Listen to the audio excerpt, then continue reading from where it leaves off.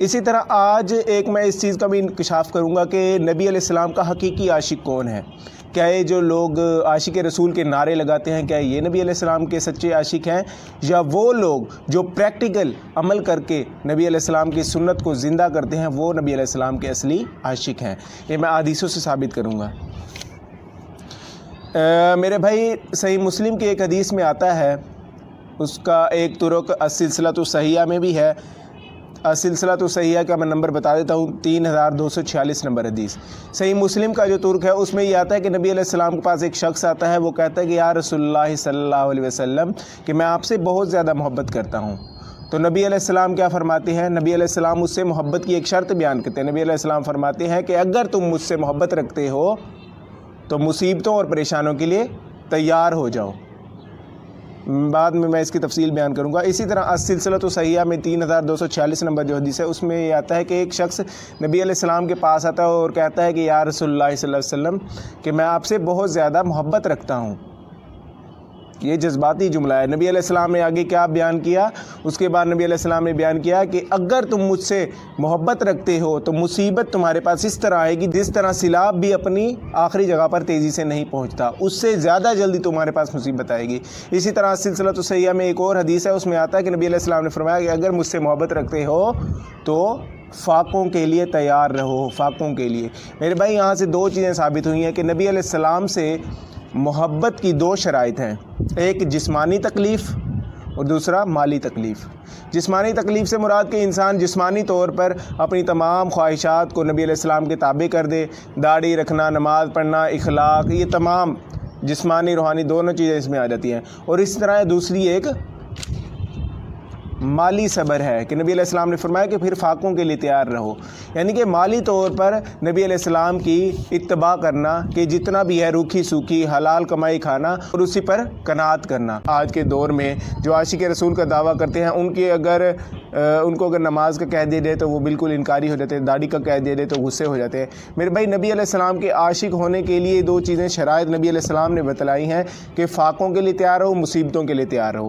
مصیبتوں کے لیے تیار رہنے کا مطلب یہ ہے کہ نبی علیہ السلام کے راستے پر چلتے ہوئے جتنی مشکلات آتی ہیں، ایک شخص نماز پڑھنے کے لیے جاتا ہے، مشقت کرتا ہے، سردیوں میں گرمیوں میں ٹائم نکالتا ہے، میرے بھائی یہ بھی مشقت ہے۔ یہ نبی علیہ السلام سے محبت کی علامت ہے، نبی علیہ السلام نے یہ خود فرمایا ہے۔ نبی علیہ السلام نے اسی طرح فاقوں کے لیے نبی علیہ السلام نے فرمایا کہ فاقوں میں بھی اللہ تعالیٰ کی ناشکری نہ کرو، فاقوں میں بھی اللہ کا ذکر کیا جائے، فاقوں کے لیے بھی بندہ تیار رہے کہ اللہ تعالیٰ کسی بھی طرح مجھے آزما سکتا ہے۔ نبی علیہ السلام کی تعلیمات پر چلتے ہوئے اللہ مجھے مصیبت سے بھی دوچار کر سکتا ہے، اللہ تعالیٰ مجھے فاقوں میں بھی ڈال سکتا ہے، تو ہر شخص میری محبت کے دعوے کے بعد اس پر راضی رہے کہ یہ چیزیں آنے والی ہیں۔ تو اسی طرح میرے بھائی محبت کے دعوے کے بعد تکلیف برداشت نہ کرنا یہ محبت ہی نہیں ہے۔ بے شمار کروڑ رحمتیں ہوں اس شخص پر، وہ نبی علیہ السلام کے جانثار صحابہ میں سے ایک صحابی ہے سیدنا ابو ذر رضی اللہ عنہ۔ ان کے بارے میں سلسلۃ الصحیحہ کی 3200 نمبر حدیث میں آتا ہے کہ نبی علیہ السلام نے فرمایا کہ اگر حضرت عیسیٰ علیہ السلام کی کسی نے عاجزی دیکھنی ہو تو وہ ابو ذر کو دیکھ لے۔ اللہ اکبر، کتنی بڑی فضیلت ہے میرے بھائی، پیغمبر کے ساتھ ملایا جا رہا ہے۔ اگر حضرت عیسیٰ کی آپ سیرت قرآن مجید اٹھا کر پڑھیں تو آش اش کر اٹھیں گے، یہ کتنی بڑی فضیلت ہے۔ سیدنا عیسیٰ علیہ السلام کی عاجزی دیکھنی ہو تو سیدنا ابو ذر کو دیکھا جائے۔ نبی علیہ السلام نے اتنی بڑی فضیلت دی سیدنا ابو ذر کے بارے میں۔ سیدنا ابو ذر رضی اللہ عنہ بہت ہی زیادہ متقی، بہت ہی زیادہ پرہیزگار، دنیا کو طلاق دینے والے اشخاص میں سے ایک شخص ہیں۔ تمام میرے بھائی جو سن رہے ہیں میں ان سے درخواست کروں گا کہ یہی ہے زندگی جس میں عمل کرنا ہے میرے بھائی۔ یہ سوچنا کہ کل کروں گا، ایسا کوئی لمحہ نہیں آنے والا کہ کل آئے، یہاں تک کہ انسان کی موت آ جاتی ہے۔ جس طرح مولا علی علیہ السلام کا نہج البلاغہ میں ایک میں جملہ پڑھ رہا تھا نہایت ہی خوبصورت، کہ علی علیہ السلام نے فرمایا کہ انسان کی اس زندگی کے سفر میں ایک رکاوٹ آنے والی ہے اور وہ موت ہے، اس کے بعد انسان کو جنت اور جہنم کا انجام بتلا دیا جاتا ہے۔ تو میرے بھائی آج ہی ہمیں یہ کرنا ہے کام۔ نبی علیہ السلام کی سیرت پڑھ بیان کر چکے ہیں کئی خطیب، لیکن میرے بھائی نبی علیہ السلام کی سیرت کو ایک قصہ گوئی کی حد تک رکھ دیا گیا ہے۔ میرے بھائی نبی علیہ السلام کی سیرت پڑھنی چاہیے۔ نبی علیہ السلام نے ہماری اپنی امت کے لیے کتنے اشک بہائے، میرے بھائی آج امت یہ صلہ دے رہی ہے کہ نبی علیہ السلام کی سیرت بیان کی جاتی ہے اور سبحان اللہ کہہ کر چلے جاتے ہیں اور تمام زندگی کے معاملات ویسے چلتے رہتے ہیں، کوئی زندگی میں تبدیلی نہیں آتی۔ نبی علیہ السلام کی سیرت کس قدر بے اثر ہو چکی ہے میرے بھائی۔ آج ہم خطبہ سننے چاہتے ہیں محض سننے کی حد تک، نبی علیہ السلام سے کسی قدر ہمیں کوئی محبت نہیں رہی۔ اللہ تعالیٰ ایسے نبی علیہ السلام سے ہمیں محبت کی توفیق نہ دے کہ نبی علیہ السلام کی سیرت ہمارے پاس پڑھی جائے، پڑھنے کے باوجود ہم پر کوئی ذرا برابر بھی اثر نہ پڑے، کوئی ایک تبدیلی نہیں آتی ہم میں۔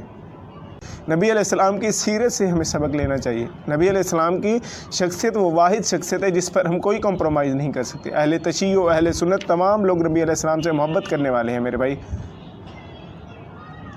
نبی علیہ السلام ہی وہ شخصیت ہے جس پر ہم ایک امت بن سکتے ہیں۔ ہر شخص سے اختلاف کیا جا سکتا ہے میرے بھائی، نبی علیہ السلام کی محبت جس دل میں نہیں ہے، نبی علیہ السلام کی محبت ہی ہمارے دلوں میں ختم ہو چکی ہے۔ میرے بھائی نبی علیہ السلام سے حقیقی محبت کی جائے میرے بھائی، نبی علیہ السلام سے جذباتی جملوں کی حد تک اگر محبت ہے تو اس کا کوئی فائدہ نہیں ہونے والا ہمیں، نہ اس دنیا میں ہوگا نہ آخرت میں ہوگا۔ میرے بھائیوں کو میری دعوت ہے، قرآن مجید ہی نبی علیہ السلام کی سیرت ہے حقیقت میں۔ جب سیدہ عائشہ سے پوچھا گیا کہ نبی علیہ السلام کا اخلاق کیا ہے تو سیدہ عائشہ نے کہا کہ کیا تم نے قرآن نہیں پڑھا؟ قرآن نبی علیہ السلام کی سیرت ہے میرے بھائی۔ پہلے قرآن پڑھا جائے، قرآن کی طرف آئیں، قرآن کو پڑھیں، اس کو سمجھیں۔ اللہ تعالیٰ سے دعا ہے کہ اللہ تعالیٰ ہم سب کو نبی علیہ السلام سے حقیقی محبت کی توفیق دے، اور نبی علیہ السلام کی جب کوئی بات بیان کی جائے، جب کوئی حدیث بیان کی جائے، جب کوئی سنت بیان کی جائے تو فوراً اس پر عمل کرنے کی توفیق دے۔ جزاک اللہ۔